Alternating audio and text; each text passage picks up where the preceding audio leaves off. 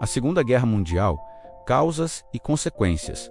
O mundo à beira do abismo, 1918 a 1939. O fim da Primeira Guerra e uma paz que semeou ódio. Quando os canhões silenciaram em novembro de 1918, o mundo acreditou que havia encerrado a guerra para acabar com todas as guerras.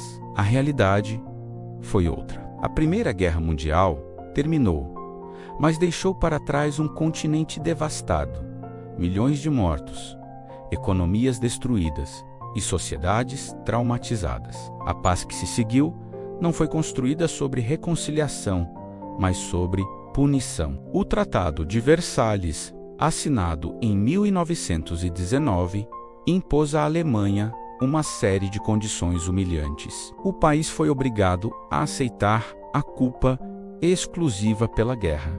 Perdeu territórios, teve seu exército drasticamente reduzido e passou a pagar indenizações impagáveis às potências vencedoras. Para muitos alemães, aquele tratado não representava justiça, mas vingança. Esse sentimento de humilhação coletiva criou um terreno fértil para o ressentimento, o revanchismo e o desejo de revanche. A paz imposta não curou feridas, apenas as aprofundou. A crise das democracias e o medo do caos. Após a guerra, muitos países europeus tentaram estabelecer regimes democráticos. No entanto, essas novas democracias nasceram frágeis. A instabilidade política, a inflação, o desemprego e a insegurança social corroíam a confiança da população. A República de Weimar, na Alemanha, é um exemplo claro. Embora fosse um regime democrático, enfrentou hiperinflação devastadora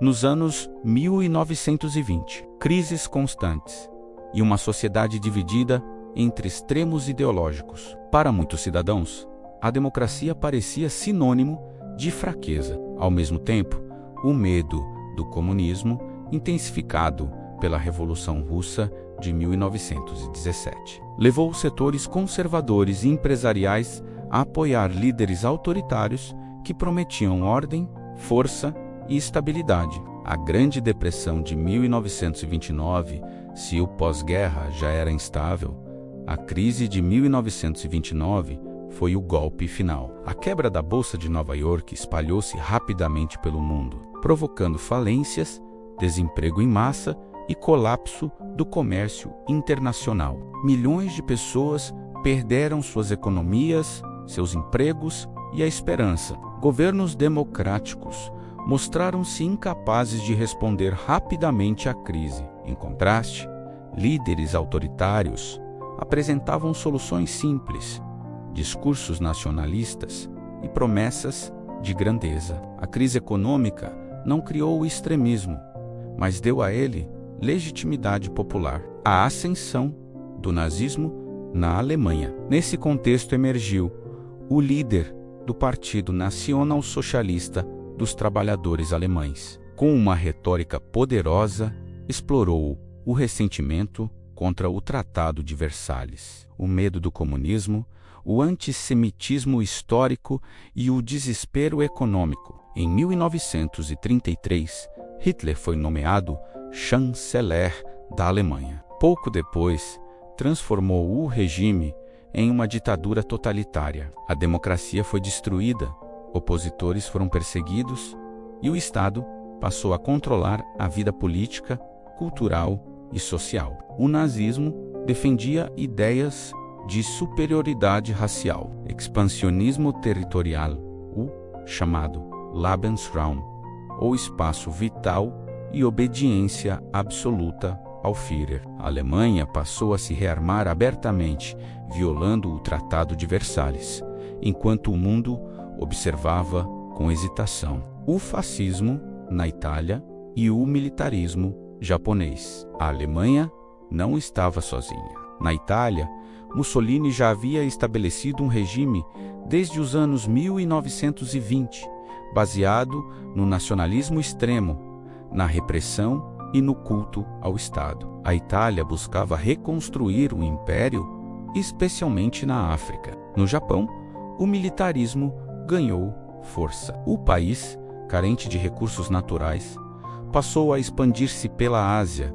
invadindo a Manchúria em 1931 e, mais tarde, a China. O expansionismo japonês foi marcado por extrema violência contra civis. Esses três países, Alemanha, Itália e Japão, formariam mais tarde o eixo. Unidos por interesses expansionistas e pela rejeição à ordem internacional existente, o fracasso da Liga das Nações. Criada após a Primeira Guerra para evitar novos conflitos, a Liga das Nações mostrou-se ineficaz, sem forças armadas próprias e sem a participação de potências importantes. Como os Estados Unidos, a organização falhou em conter agressões. A invasão da Etiópia pela Itália, a expansão japonesa na Ásia e o rearmamento alemão ocorreram praticamente sem punições efetivas. Essa passividade transmitiu uma mensagem perigosa.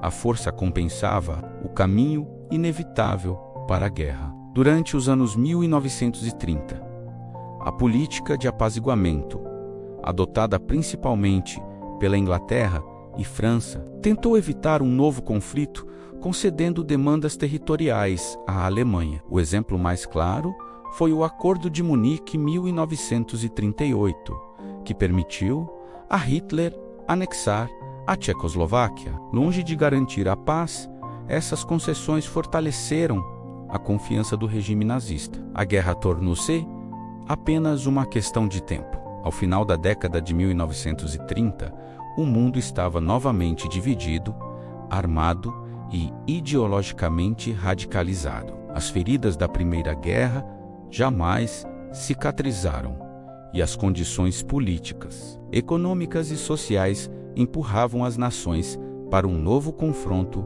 ainda mais destrutivo.